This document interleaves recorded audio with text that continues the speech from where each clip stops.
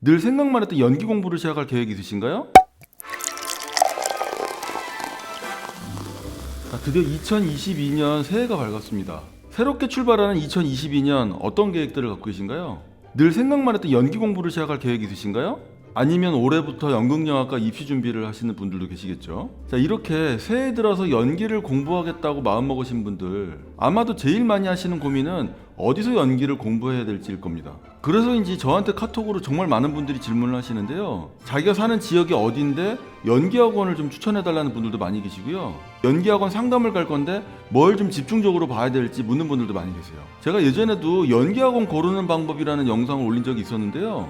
그 영상에서 가장 중요한 내용은 선생님이 어떻게 가르치는지를 집중적으로 봐라, 이거였을 겁니다. 근데 연기학원을 처음 다니는 사람이 선생님이 어떻게 가르치는지를 어떻게 제대로 보겠습니까? 그죠? 아무래도 연기학원을 선택하는 과정에서는 조금 선택하는데 별로 도움이 안 되는 내용인 것 같아서 오늘 한번 다시 정리해봤습니다. 일단 연기학원을 고르는 방법에 대해서 이야기하기 전에 몇 가지만 먼저 이야기하도록 할게요.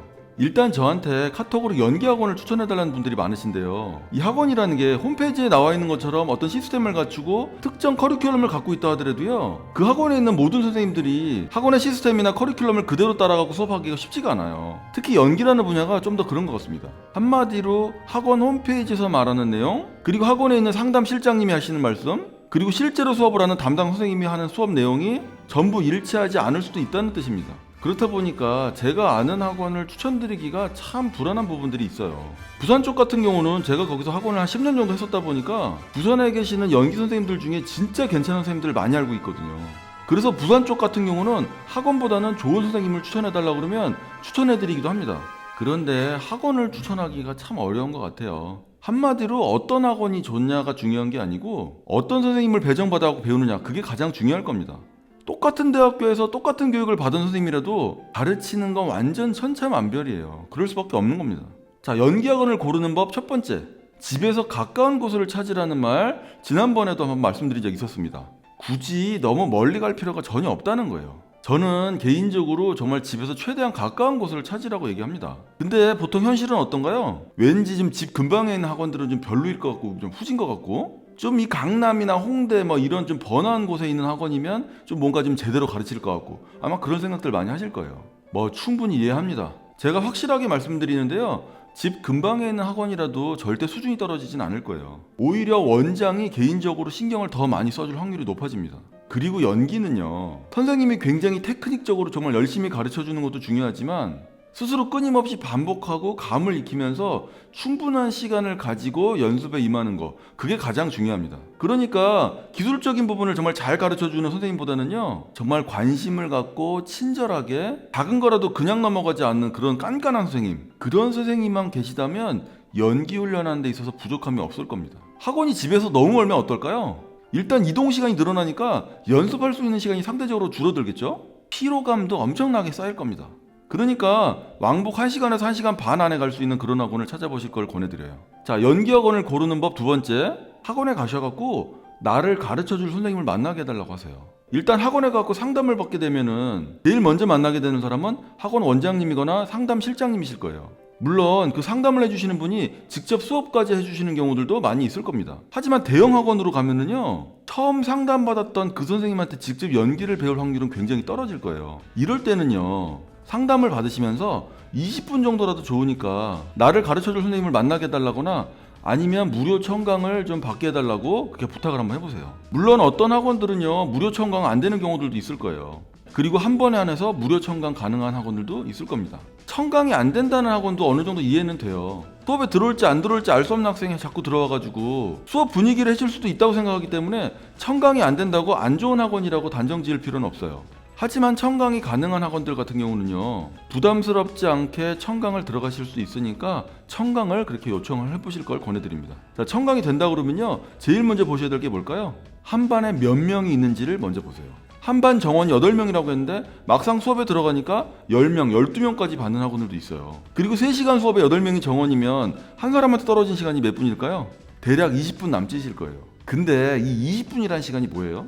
선생님이 숨도 안 쉬고 오로지 수업에만 올인했을 때 그때 20분이란 얘기겠죠, 그죠? 선생님이 수업 시작하고 20분만 수다를 떨어도요, 나한테 떨어지는 시간은 20분보다 훨씬 떨어질 겁니다. 결국 수업의 질은요, 정해진 시간 대비 한반 정원이 몇 명이냐, 그게 가장 중요한 영향을 미친다는 걸 생각하셔야 돼요. 그리고 선생님이 수업을 너무 가볍게 이끌지는 않는지, 아니면 반대로 너무 무겁거나 무섭게 하고 있지는 않는지, 그리고 수업에서 가장 중요하게 여기는 게 뭔지를 유심히 보시면 좋을 것 같아요.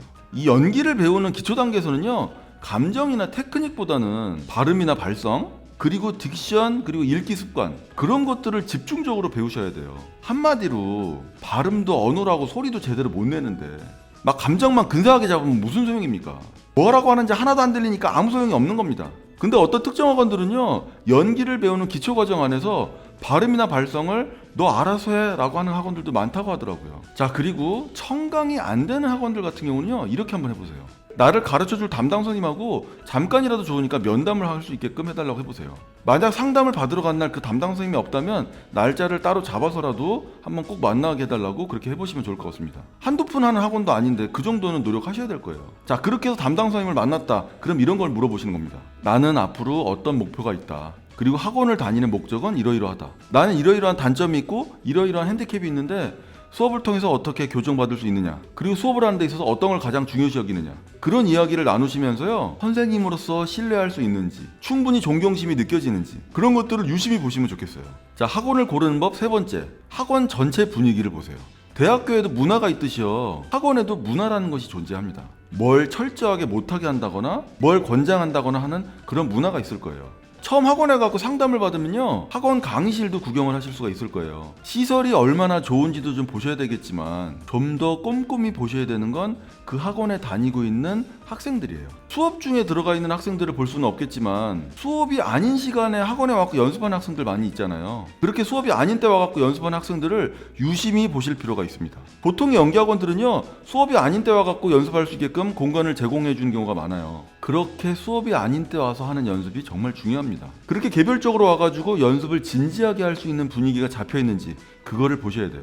학원에 와서 연습은 안 하고 농땡이나 치고 장난이나 치고 사발면이나 먹고 있고 그런 애들을 엄하게 다스리는 학원들도 있거든요. 그러니까 수업 외 시간에 연습하는 분위기, 그걸 보시면 됩니다. 연기학원을 고르는 네 번째 방법, 이거는 입시가 아니라 성인들이 취미 혹은 매체 연기를 배우려고 하시는 분들한테 해당 사항이 있을 것 같은데요, 매체 연기만 전문적으로 가르치는 학원이 아니라면 대부분 연극영화과 입시를 메인으로 하는 학원들이 대부분일 거예요. 나는 부담 없이 매체 연기를 배우고 싶어갖고 학원에 찾아가는데 보통 어떻게 설득을 하죠? 일단 밑도 끝도 없이 입시를 권하는 경우가 많다고 해요. 연극영화과를 가야지만 배우로 활동할 수 있다, 연극영화과를 가야지만 배우가 될 수 있다, 뭐 이런 식으로 말하는 거죠. 뭐 모든 학원들이 다 그렇지는 않겠습니다만 아무래도 입시를 메인으로 하는 학원들 같은 경우는요, 그냥 입시 쪽으로 권하는 건 자연스러운 일일 수도 있습니다. 그리고 입시를 해야 돈도 더 많이 받잖아요, 그죠? 입시를 하라고 권하는 게 그게 뭐 큰 문제가 되는 건 아니지만요, 가끔은 좀 불필요하게 강매를 당하는 그런 느낌을 받는 경우도 있다고 그래요. 이런 경우라면 그냥 좀 피하라고 말씀을 드리고 싶습니다.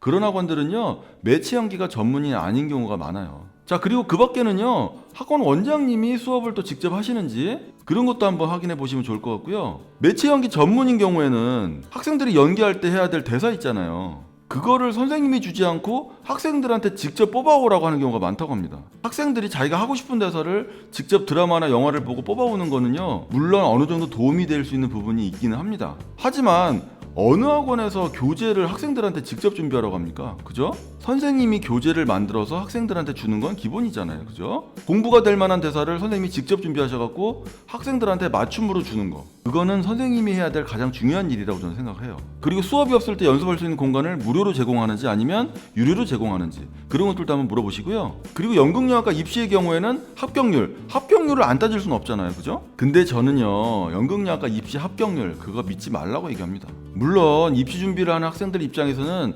입시학원의 합격률을 생각 안 할 수는 없을 거예요. 하지만 이렇게 한번 생각해 보세요. 내가 지금 성적이 5등급이야. 근데 이 학원의 서울대 합격률이 굉장히 좋아. 그러면 내가 서울대 갈 수 있어요? 내가 서울대 가려면 어떻게 해야 돼요? 이 학원 가면 그냥 서울대 가는 겁니까? 그건 아니잖아요, 그죠? 내가 진짜 열심히 해야 돼요. 그러니까 합격률 같은 거 생각하지 마시고요, 학원 한 곳 정했으면 무조건 믿고 신뢰하고 죽도록 열심히 하는 것밖에 방법이 없습니다. 그리고 입시학원의 경우에는 특기 작품을 짜줄 때 작품비를 받는지 안 받는지, 그런 것들도 한번 물어보시고요. 그리고 좀 쓸데없이 비싸기만 한 학원들도 있어요. 아니 뭐 레슨에 금가루 뿌렸습니까? 기본적으로 학원은요, 교육청에서 제시하는 수업료 가이드라인이라는 게 있어요. 한마디로 교육청에서 책정한 수업료가 있다는 겁니다. 그 수업료 가이드라인을 보시고 그거보다 너무 많이 비싸게 받는 학원인지 아닌지를 한번 확인해 보실 필요가 있어요. 그 수업료 가이드라인을 확인할 수 있는 사이트도 제가 한번 고정 댓글로 올려드리겠습니다. 그거 한번 확인해 보세요. 자, 연기학원을 고르는 방법에 대해서 몇 가지 한번 이야기해봤어요. 그럼에도 불구하고 나한테 정말 잘 맞는 연기학원을 고르는 방법 정말 쉽지 않을 겁니다. 연기를 처음 하시는 거라면요, 좋은 학원을 고르는 건 참 쉽지가 않아요. 그러니까 일단 정하시고 열심히 다녀보시는 거, 그거 말고는 방법이 없을 거예요. 자, 2022년 새해 목표가 연기를 배우는 걸 시작하시는 분들, 아무쪼록 좋은 학원 고르셔갖고 최선을 다하시기 바랍니다. 저도 올 한 해 정말 최선을 다하도록 할게요. 감사합니다.